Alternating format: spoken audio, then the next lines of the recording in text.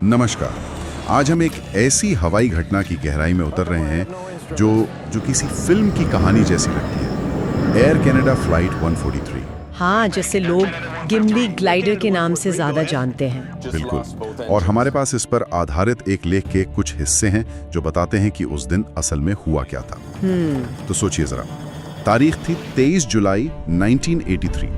Air Canada का एकदम नया चमकता बोइंग 767 मॉन्ट्रियल से एडमिंटन जा रहा है। बिल्कुल नॉर्मल फ्लाइट लग रही थी शुरू में। हाँ, 41,000 फीट की ऊंचाई पर सब ठीक, और फिर अचानक खामोशी। वो वाली खामोशी जो हवाई जहाज में कभी नहीं होनी चाहिए। दोनों इंजन एक साथ बंद हो गए। दोनों इंजन। तो सवाल यही है कि कैसे एक इतना बड़ा जेटलाइनर जिसमें इतने सारे लोग बैठे थे वो बिना इंजन के बस हवा में तैरता रह गया, एक ग्लाइडर की तरह। और क्या वो नीचे आ पाया? हाँ, सबसे बड़ा सवाल। चलिए इस पूरी कहानी को परत दर परत समझते हैं। तो जैसे ही इंजन बंद हुए, जाहिर है कॉकपिट में तो हड़कंप मच गया होगा। बिल्कुल। वार्निंग लाइट्स, अलार्म, सब एक साथ। और जहाज तेजी से नीचे आने लगा। कैप्टन रॉबर्ट पियर्सन और फर्स्ट ऑफिसर मॉरिस क्विंटर, उन्हें ये समझने में देर नहीं लगी कि तेल खत्म हो गया है। हाँ, फ्यूल गेज धोखा दे गए थे। असल में फ्यूल था ही नहीं। बीच हवा में हजारों फीट ऊपर। यहीं पर सबसे हैरानी की बात आती है कि ये हुआ कैसे। ये कोई आम टेक्निकल फॉल्ट नहीं था, एकदम नया जहाज था वो। हाँ, बिल्कुल नया। जो जांच में पता चला वो और भी अजीब था। ये एक इंसानी गलती थी। फ्यूल भरते समय हिसाब में गड़बड़ी हुई थी। हिसाब में गड़बड़ी? इतने बड़े जहाज में फ्यूल भरने में ये कैसे हो सकता है? बिल्कुल। देखिए, उस वक्त ना कनाडा मीट्रिक सिस्टम अपना रहा था, मतलब लीटर और किलोग्राम। अच्छा, लेकिन जो ग्राउंड क्रू फ्यूल भर रहा था, उन्होंने कैलकुलेशन में लीटर और पाउंड को मिक्स कर दिया। मतलब जो फ्यूल डेंसिटी फैक्टर इस्तेमाल करना था ना, वो गलत इस्तेमाल कर लिया। यानी कन्वर्जन में गलती हो गई। हाँ, कन्वर्जन एरर। नतीजा ये हुआ कि जितना फ्यूल जहाज में होना चाहिए था, उसका आधा भी नहीं था, मतलब आधे से भी कम। और कागजों पर सब ठीक दिख रहा था, क्योंकि उन्होंने कैलकुलेशन तो की, पर गलत नंबरों से। तो मतलब बस कुछ नंबर इधर के उधर हुए और पूरा जहाज हवा में बिना तेल के रह गया। ये तो यकीन करना मुश्किल है। हाँ। सोचिए, दोनों इंजन बंद, कोई थ्रस्ट नहीं, मतलब जहाज को आगे बढ़ाने की कोई ताकत नहीं, और इंजन बंद तो मतलब बिजली भी। ज्यादातर बिजली चली गई, क्योंकि मेन जनरेटर तो इंजन से ही चलते हैं। कॉकपिट में अंधेरा सा छा गया होगा। हाँ। हालांकि ऐसे इमरजेंसी के लिए बैकअप होते हैं। कुछ जरूरी इंस्ट्रूमेंट्स बैटरी पर चल रहे थे, और एक छोटी इमरजेंसी टर्बाइन होती है, RAT कहते हैं उसे, रैम एयर टर्बाइन। अच्छा, वो क्या करती है? वो हवा के दबाव से जहाज के नीचे खुल जाती है और घूम के थोड़ी बिजली बनाती है, ताकि पायलट के पास कम से कम बेसिक कंट्रोल्स और जरूरी जानकारी रहे। ओके, थोड़ी राहत। हाँ, पर ये बिजली मेन इंजन जितनी नहीं होती, बस काम चलाने लायक। फिर भी हालत तो बहुत नाजुक थी।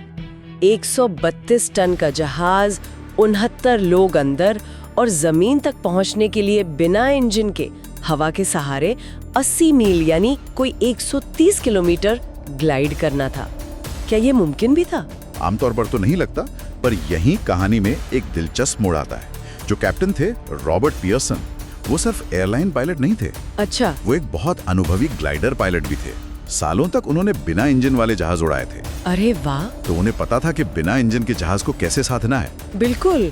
और ये तजुर्बा सिर्फ एक फैक्ट नहीं था, ये उस वक्त जान बचाने वाला साबित हुआ। बिना इंजन के जहाज उड़ाना एक अलग ही कला है।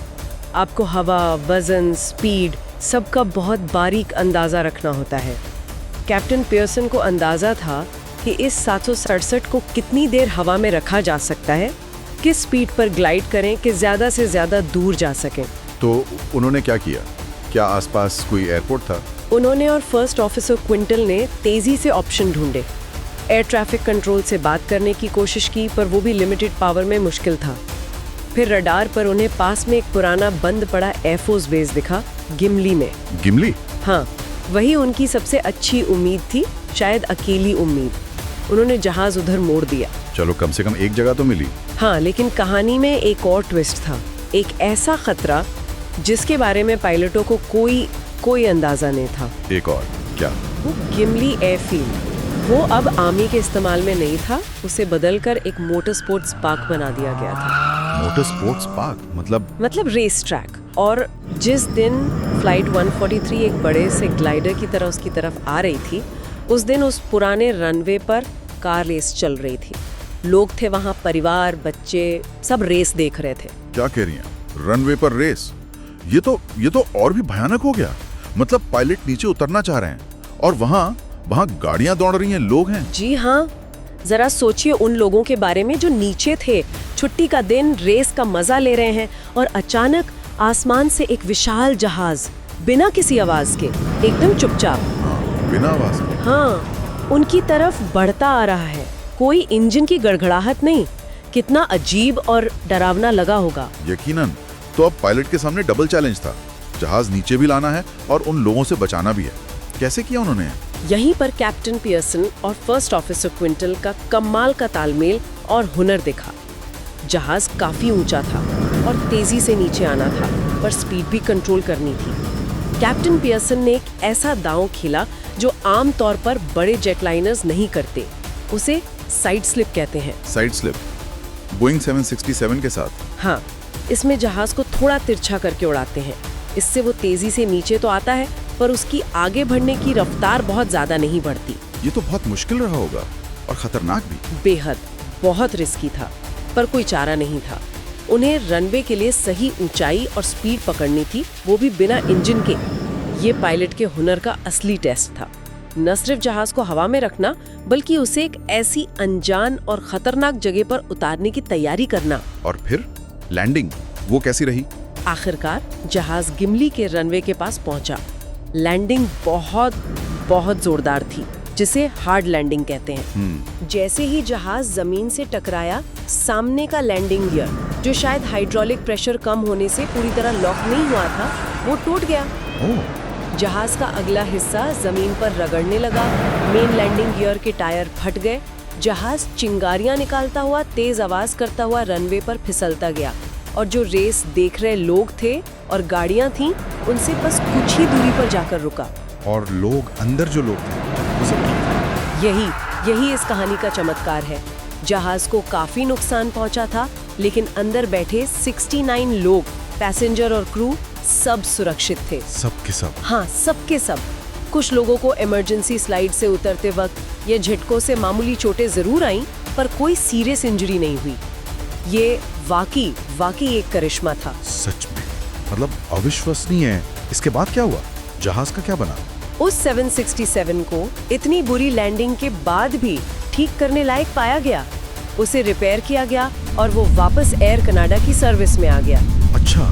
हाँ, और उसे अनऑफिशियली वही नाम मिला जिससे दुनिया उसे जानती है, गिमली ग्लाइडर। गिमली ग्लाइडर। ये एविएशन हिस्ट्री की सबसे मशहूर और शायद सबसे हैरत अंगेज इमरजेंसी लैंडिंग्स में गिनी जाती है। पायलटों के कमाल के हुनर, शांति और दबाव में सही फैसले लेने की मिसाल बन गई ये घटना। बिल्कुल, और इसने कई जरूरी सबक भी सिखाए। पहला तो ये कि इंसानी गलती का कितना बड़ा असर हो सकता है और सही प्रोसेस कितने जरूरी हैं। हाँ, वो फ्यूल वाली गलती। बिल्कुल।